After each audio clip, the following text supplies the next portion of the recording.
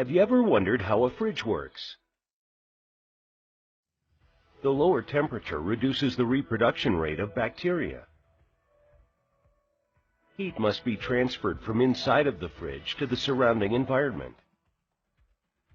For this purpose, a refrigeration circuit containing refrigerant fluid is installed.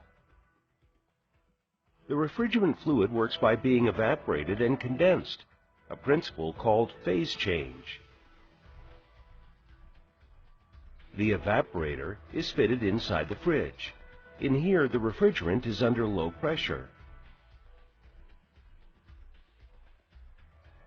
The condenser sits on the back of the fridge. Here, the refrigerant is under high pressure.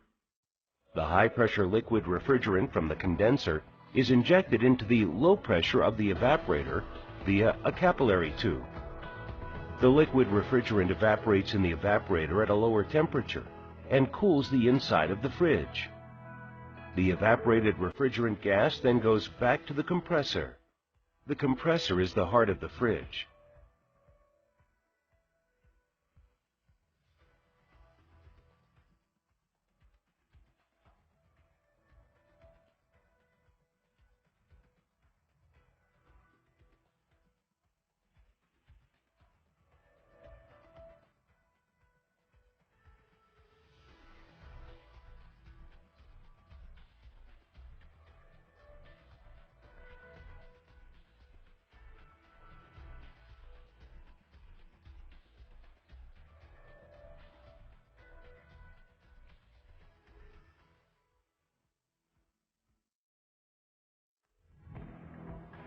The refrigerant gas leaves the compressor as hot gas under high pressure. The condenser cools the compressed hot refrigerant and turns it into liquid. This is done by moving the heat through the condenser wall to the surroundings.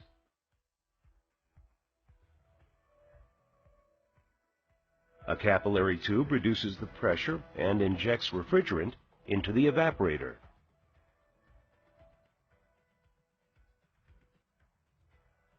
And then the whole process begins again.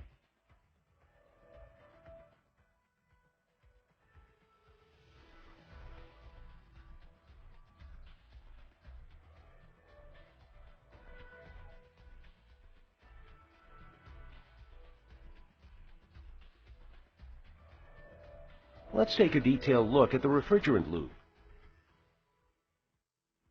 A refrigerant in liquid or gas form, phase, circulates inside the tubes in the fridge. When pressure is lowered, the refrigerant starts to boil in the evaporator. Heat is taken from the surroundings, making them cooler as the liquid turns into gas. As the pump compresses the gas, it heats up. When the gas reaches the condenser, it returns to its liquid state and radiates off heat. Now we have a closed circuit with a cold, low-pressure part and a warm, high-pressure part. To aid evaporation, the refrigerant is sprayed into the evaporator through an opening. Now we have a complete closed circuit that transports heat out of the refrigerator to the backside.